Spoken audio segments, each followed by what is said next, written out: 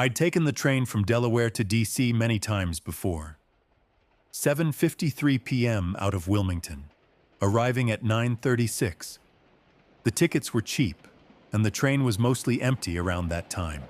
It was perfect. Tonight was no different. I sat in the window seat as usual, reading, as the train rocked gently back and forth. About 20 minutes into the ride, however, the intercom came on overhead. "Attention, unidentified passenger on board." I looked up. Huh? Unidentified passenger? I glanced around the car. There was only the middle-aged woman I saw when I got on, several rows back. She was looking up, confused. What the hell? The voice overhead was different too. It wasn't the usual garbled man's voice. It was a woman's, monotone and robotic. Do they mean like some kind of serial killer just got on or something? My stomach dropped. Wouldn't they say something more extreme, though? Like hide? We're making an emergency stop? This almost sounded like they were announcing someone hadn't paid for their ticket. I glanced to the front of the car, where the LED marquee was. Instead of listing the next station stop, it said, Unidentified passenger, unidentified passenger, unidentified passenger. The letters scrolled past, over and over, jittering orange pixels. Maybe they mean someone a Russian spy or something. Or maybe it was just some sort of glitch. I stared at the orange letters. Unidentified passenger. I texted my boyfriend. The train's saying there's an unidentified passenger on board? Really weird. It's gotta be fake, right? Or should I get off? He replied instantly. That's really weird. Maybe get off. I can take the next train up to you. Where are you? I pulled up maps and checked our location. We were just a few minutes from Aberdeen. After hesitating for a second, I grabbed my bag. It probably is just some glitch or something, but I'm not going to be some sitting duck. I turned to the aisle. A woman was standing right in front of me, the middle-aged woman from the back of the car. I jumped, banging my head on the overhead luggage rack. Sorry, I didn't mean to scare you, but do you know what's going on? She asked. I shook my head. This has got to be a joke or something, right? What do they mean, unidentified passenger? I don't know. I'm getting off just in case. I slipped past her into the aisle and started for the vestibule between the cars. Good idea, she said. She hurried back to her seat and started grabbing her things. I pressed the button for the door and stepped into the vestibule. The metal floor shook underneath me. The landscape outside the train was pure black, except for a single small light twinkling in the distance. The door behind me opened and the woman stepped in, clutching her bag close to her chest like a shield. I'm supposed to be at my daughter's wedding tomorrow morning, she muttered, messing with her ashy blonde hair. We just got back on good terms. If I'm even a minute late. I glanced at the window into the next car. It was empty, except for a single man near the front. I could just see the top of his head poking over the seat. He wasn't packing his stuff or even moving. Maybe we're overreacting, I thought for a second. No. This is how people get hurt.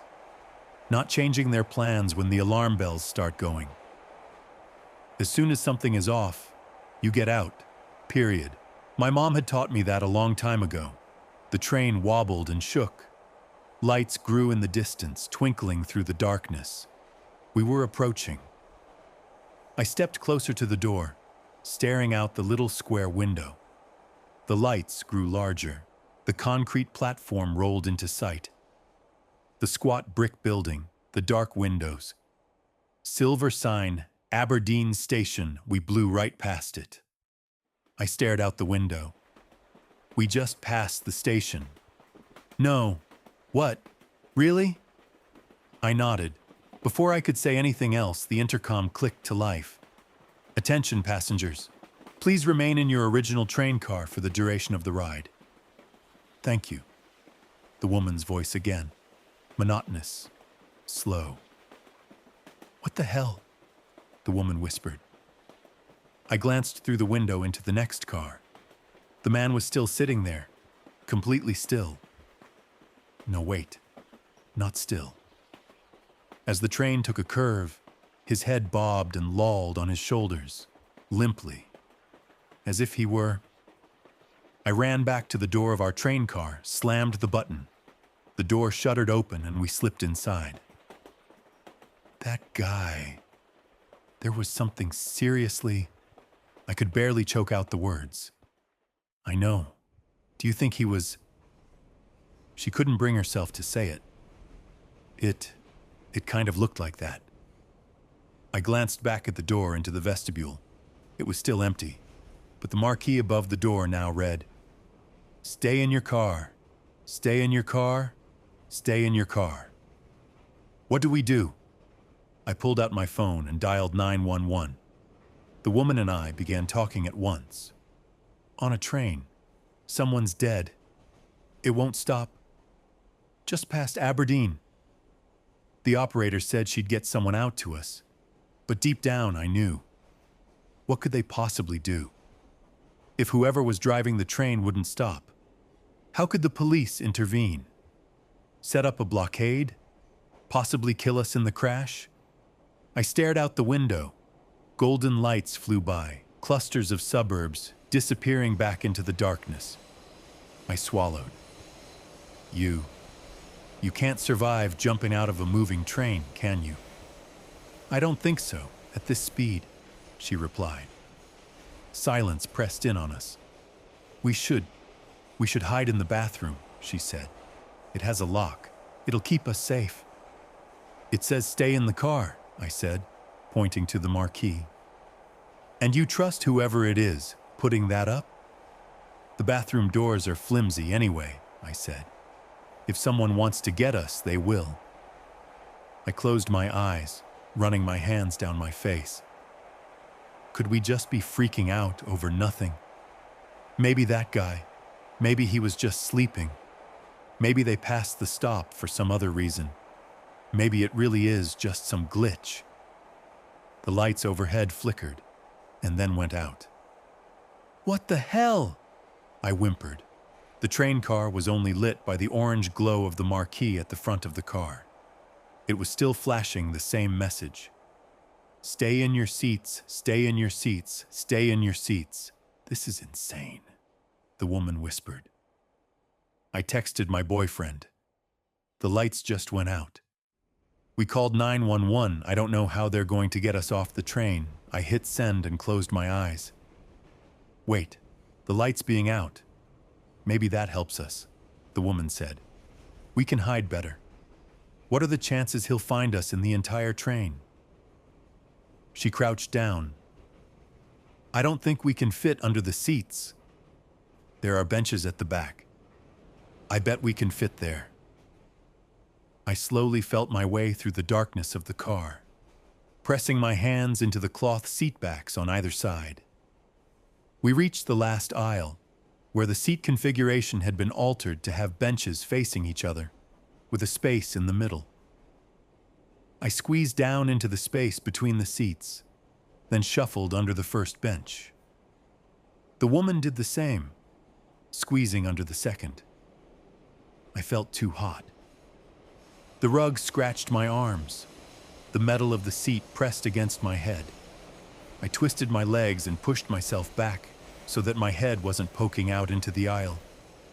We were decently well hidden, but if the guy, or whoever it was, found us, there was no way we could escape. We were trapped. We lay there underneath the seats for what felt like an eternity. The car rocked and swayed underneath us. My hair fell into my face. My legs ached. I knew Harry was probably texting me back, but I'd silenced my phone and it was deep in my pocket. I couldn't contort to get it out. Not that I'd want to. What if they came by while I was looking at my phone and found us because of the light? I was jolted back to reality by the shuddering sound of the door opening. No, no, no, no. I strained to listen. Soft, thumping footsteps sounded on the far end of the car, slow and methodical, quiet, like they were stalking their prey. Footsteps grew louder. I held my breath. Thump. A black leather men's shoe stepped into view. No. It glistened in the orange light, almost as if it were wet. My lungs burned. Please don't look. Please, please, go. Keep walking. Go, go, go. They hesitated. Shoes frozen on the carpet, inches from my face. Then they finally took another step, and another. The door behind us shuddered open, and then closed. I let out my breath out in short, silent little bursts, then sucked in another breath as slowly as possible. They passed us. We're okay. We're fine. I turned my head to look at the woman. Tears were rolling down her face as she stared back at me. It's okay. He didn't see us, I whispered. Her mouth hung open. Her lips trembled. It's okay, I whispered again. But she didn't even blink. That's when I realized she wasn't staring at me. She was staring past me. I turned around. My blood ran cold. There was something at the door, pressing its face against the window, fogging up the glass. No. The person that just passed us, wasn't it? That was just another passenger. Trying to stay quiet, trying to hide. Maybe even the guy we thought was dead. It was that thing in the window. Eyes pitch black, skin ghastly white. Barely lit in the flickering orange of the marquee, which now read, "Don't run, don't run, don't run." That was the unidentified passenger. The woman crawled out from under her seat. No, I whispered. But she was already slamming her hand on the door open button. It slowly shuddered open, and she began to slip through it. The door opened on the other end. Rapid footsteps. Out of sync, frantic, running. I saw a flash of bare feet and bare hands thumping against the carpet. In seconds, it had run past me into the next car, before the door even had a chance to close. I heard a muffled scream. And then silence. No. No, no, no, no. I bit my lip, trying to stop from crying. I knew she was dead. There was no way she could have gotten away. I closed my eyes tight, trying to push it all down, stay quiet. It went past. You just have to make it until... Shh. The door opened. White, bare hands on the carpet, slick with something dark, followed by bare feet. Oh God. She's on all fours. She jerkily moved forward in a spider crawl until she was at my seat. She knows I'm here. No, no, no. I held my breath as its pale ankles buckled underneath the hem of its white skirt. As it began to crouch, long dark hair came into view, skimming down to the floor. More and more hair as it tilted its head down to look at me. It stopped just short of showing its face. I could see its hairline, its forehead, as it hung its head upside down, inches from my face. It stopped there, frozen, waiting. I could see its entire body shift as it breathed. I could hear the high-pitched rasp of its breath. A single drop of blood dripped onto its pale hand. But it didn't show its face. My lungs felt like they were about to burst. But I forced myself not to breathe, not to move. I stared at the hair and the blood on its hands and the dirty white dress skimming its ankles. With a creaking sound, it got up. The door slid open, and it disappeared. I took in desperate gasps of air. My lungs burned. Hot tears rolled down my face. I couldn't feel my legs or my feet. You can't leave. Don't run, don't run, don't run. That's what the Marquis had said. I would stay here forever, in the darkness, even if every nerve of my body felt like it was on fire. I don't know how long I was there, crouched under the seat, trying to breathe as quietly as possible. Pins and needles crawling up my legs, my head pounding, my arms numb. But then the train slowed. The lights flickered back on, and the intercom crackled to life. A man's voice, as usual. "Now approaching Union Station." I didn't crawl out from under the seat until the train jerked to a stop.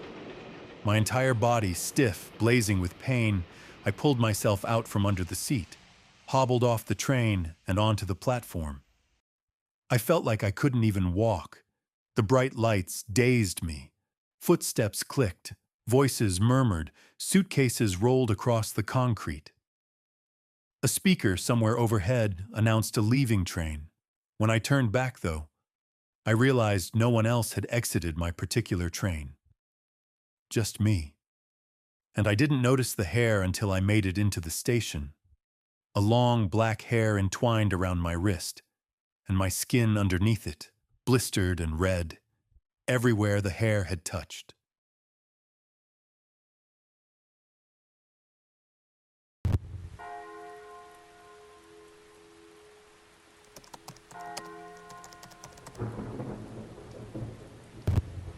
Before you say it, there's no risk of excommunication for breaking the sacramental seal.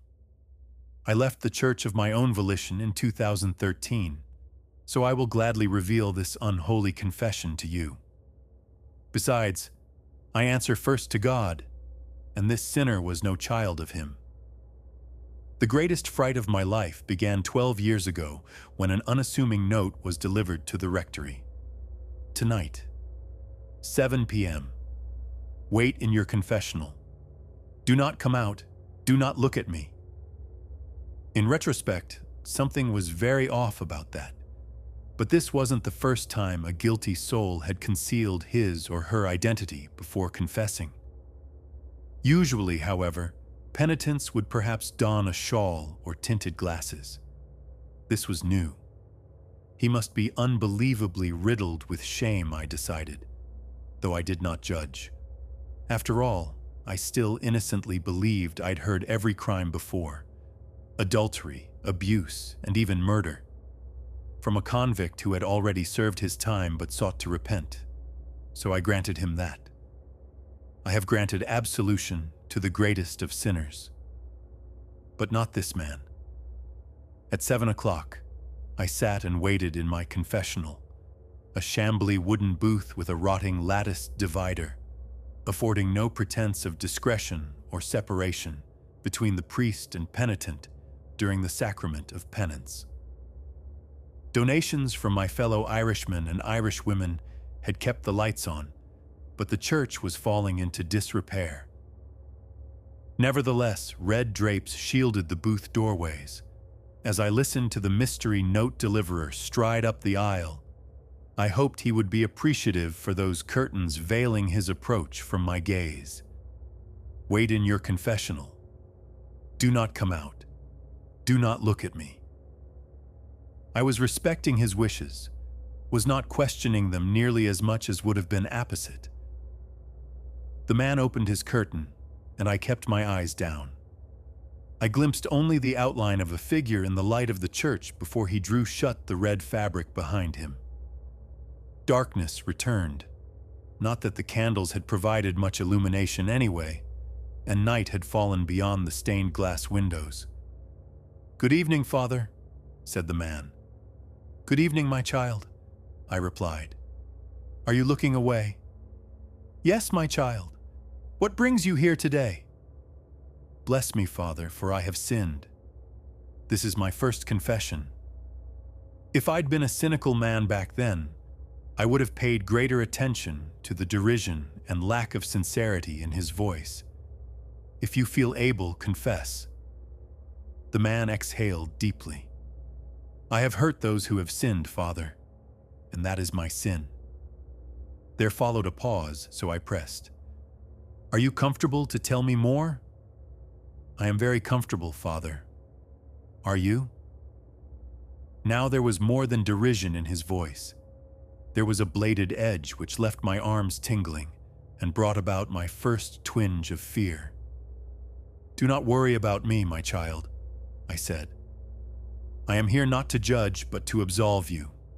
Please, if you feel able, continue." "Oh, that's so grand of you, Father." There was the sardonic tone again. "Well, you see, my sin is that I'm not like you, holy man.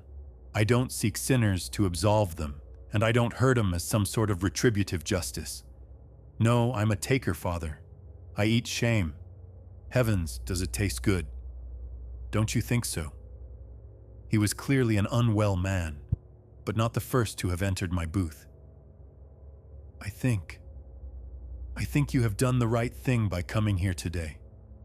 I would like to pray for you. Oh my God, help your child."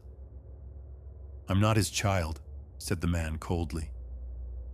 There it was again, that extra-earthly blade slashing my arms.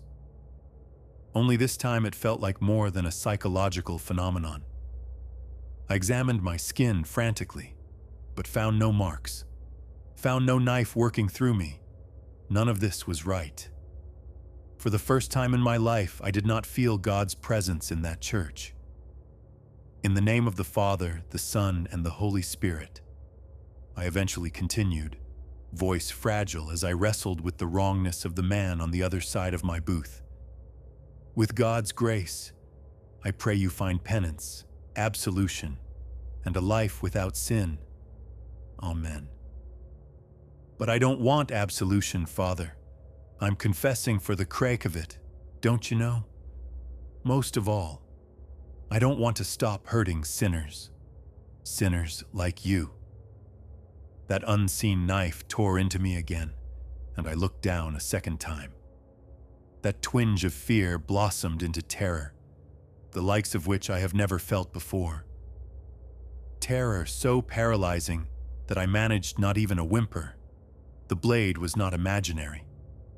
A growing pool of blood stained the inner sleeves of my black cassock, and I rolled them up to reveal gashes running the length of my forearms, gashes still being cut by that spectral weaponry.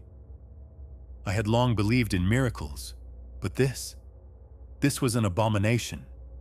The man cried out with laughter. "Oh, absolution! I feel it in me bones. Grand, so it is. Thanks be to God. Here, what about you, Father? Have you confessed?" That question cut nearly as sharp at the blade, and I ignored it. Clawing at my bleeding arms, as fresh wounds were forged by that invisible blade, I fell to my knees and considered lifting my head to look up at the lattices. Considered looking at the... "I wouldn't be doing that if I were you, Father," warned the man, blessed or cursed with psychic perception. "What are you, the devil?" "No devil here, Father. No God. Nothing and no one to absolve you. I told you, that's not what I do." "Then what do you do?" "I eat shame," he growled. "Now confess, or I shall make things so much more terrible for you." Lifting my bloody hands to cover my eyes, I gave the man what he wanted. "Bless me, O my God, for I have sinned," I began. "I was 8 years old. Rihanna was my first love, but she liked Finley, not me. I knew as much when he broke his arm and she drew a love heart on his plaster cast. I was envious, so I spread a rumor that Rihanna had kissed Finley behind the bicycle shed. Gossip was a dangerous thing in my small village. She and her family had to move away because folks started treating them cruelly. They called her the worst things. "Little Hure," the man said. "And Finley was the Hure fucker." "How do you know that? This penitent wasn't some former classmate of mine." "I knew that from the wounds supernaturally inflicted on my arms." I whispered, "Who are you?" "Ask me that once more, Father, and I'll pull back that red curtain to show you. But you won't like that. Trust me. It's for your sake. Finish the story." I blubbered. I always blamed Connor and Sion for what came next. They said Finley needed to be put in his place for taking your girl. Not that she'd ever been mine. Connor told Finley it was a shame his arm had healed, because injuries win the girls. So my two friends took their penknives and started cutting into both his arms. Cutting and cutting and cutting whilst he begged for them to stop. And what did you do, Father? I was becoming too light-headed to speak, or even cry. I absolved myself of blame. I wasn't holding the knife, after all, but I still let them do what they did, and maybe even enjoyed it. Because I hated Finley. That's my greatest sin. At long last, the gashing of my flesh ceased. I would have leapt for joy, but I was too weak, too close to losing consciousness. Despite all that, I think I'm going to die anyway, I lamented. The man laughed. Your sin and guilt drove you to become a holy man, didn't it? Look at you, Father. A sinner cleansing sinners. We are all sinners. I absolve thee, sinner, the man mocked. I'll be leaving now. Blessed be you, Father, for tonight's meal. Your guilt, your delectable disgrace. It was divine. Now I pray you tend to your wounds quickly, should the Lord see fit. I heard his curtain draw back as I lay in a fetal position, eyeing the bottom of my own red curtain. A slither of light was visible at one side, cut off momentarily by a shade cast from the figure exiting the booth. I was tempted once more to peek. No, the man advised. Farewell. As he walked away, all seemed safe. I fumbled for the phone in my trouser pocket below the cassock to call an ambulance. But there was one final statement, one final terror. Until we meet again, Father.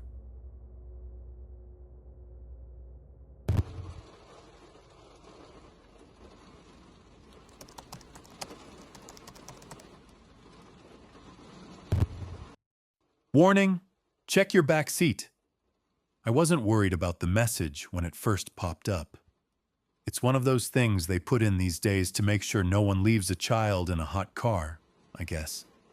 It hadn't ever shown me that warning before, but I figured maybe a passenger had left a purse on the floor or something, and it was detecting the weight.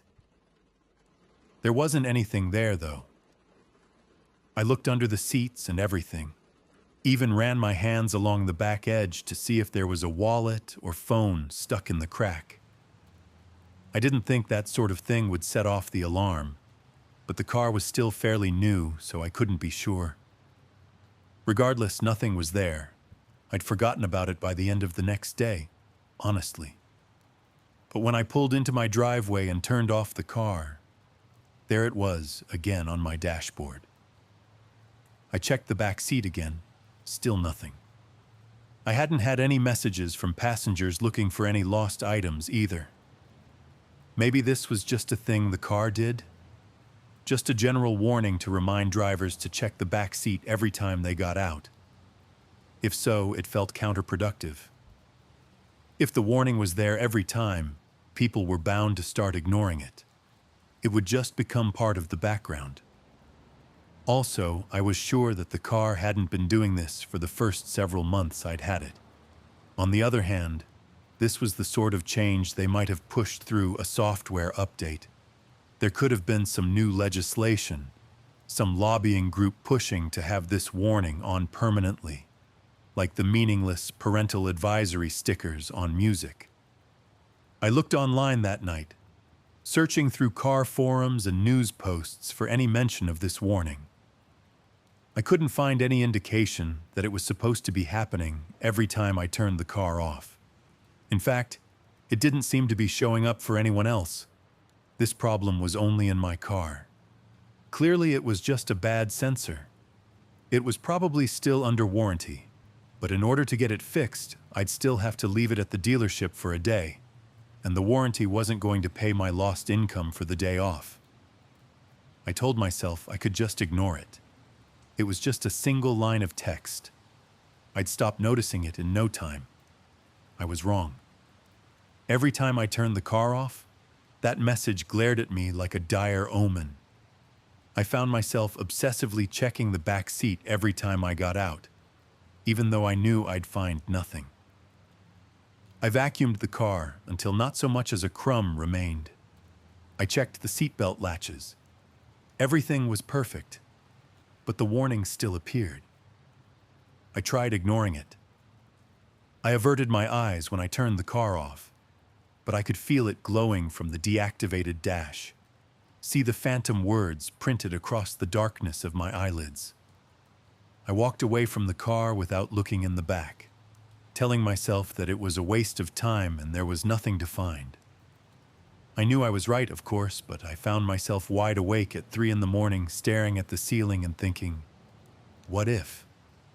I ended up kneeling in the street, in my pajamas, with my phone flashlight on, looking under the seats for something I knew wouldn't be there.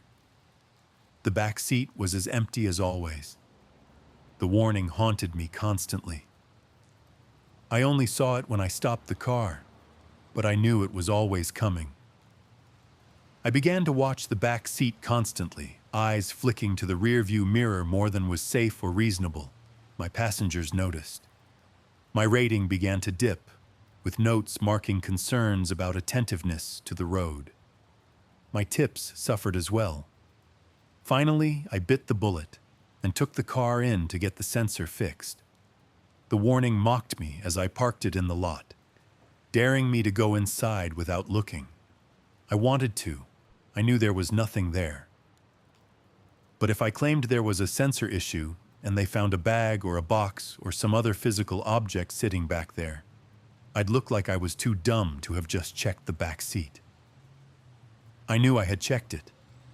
I had checked it 1,000 times, but I looked once more just to be sure. I explained my problem to the man at the counter. He typed some notes into his computer and said, "Gonna be a few hours until we can get you in." "No, that's fine," I said. "I'll wait." "You sure you don't have—" he began. I cut him off more emphatically than I intended. "There's nothing in the back seat. I have looked." All right, he said, raising his hands to placate me. "Just trying to save you some time in case." I went to look again after that. I really couldn't have stood being wrong at that point. It was empty. It was always empty. I knew every crevice of that back seat now. There was nothing there. I sat in the waiting room drinking coffee and playing on my phone. I was inexplicably nervous.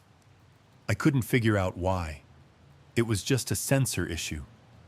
They would find it and fix it. The problem would go away. It was crazy that I'd waited this long, that I'd let it get to me this much. Finally, they called me back up to the front. "Well, we can't find anything wrong with your car," the mechanic said. "What do you mean?" "There's absolutely nothing in the back seat." "I have made very sure of that." "Back seat's clean as a whistle, sure. But we can't get that warning to turn on either, not without someone in the back seat. It cuts on like it's supposed to with a person back there. But if it's just the driver, it doesn't show."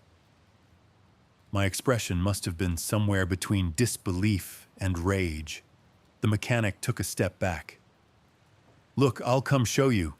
I calmed myself and followed him out to the garage. He turned on the car while I watched through the window. He let it run for a moment, then turned it off. No message appeared. "See," he said, "we can replace the part if you want. But since we can't find an issue, it's not going to be covered under warranty. And we've got to take the entire back seat out to do it. So there's going to be a decent labor fee." I ignored him and got into the car. I turned it on and then, with trepidation, turned it back off. For the first time in weeks, no warning appeared. The rush of relief I felt was incredible. I turned the car on and off again several more times. There was no message. The warning was gone. "You happy?"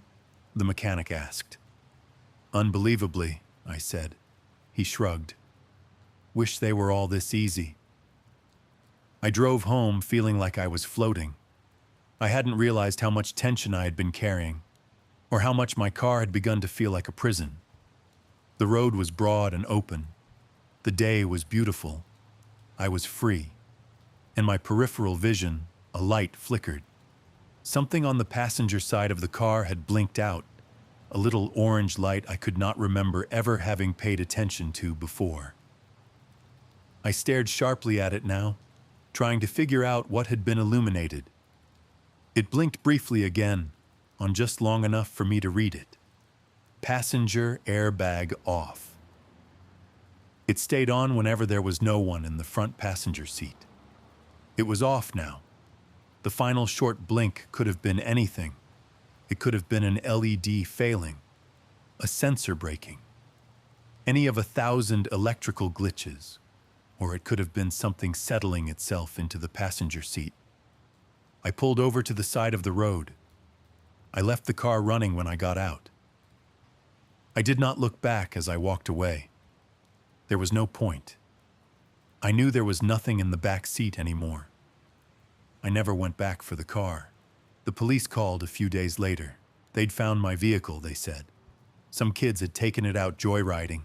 It was in bad shape. So were the kids. They were reviewing the dash cam footage. But did I want a copy for my insurance? I shouldn't have watched it. I knew that before I ever put the thumb drive in my computer. But I had to know. They were laughing at first, whooping and hollering as they sped away down the street, all clearly having fun at first. Pretty soon, though, one of them starts cautioning the driver to slow down. The panic starts then, screaming that the pedals won't work, the wheel won't turn, the doors won't open. All the while, the speed on the display is creeping higher and higher. It ends as you'd expect. I'm sure there'll be questions about why I left my car with the keys in it, whether I knew something was wrong. I suppose the clean bill of health I got from the dealership that day will be useful in proving my innocence. I'm not worried about that right now, though. My Ring doorbell is notifying me that there's someone on my front porch, but the camera shows nothing at all. Thanks for watching. If you enjoyed the video, don't forget to like and subscribe. Let me know in the comments which story was your favorite. And as always, I'll see you in the next one.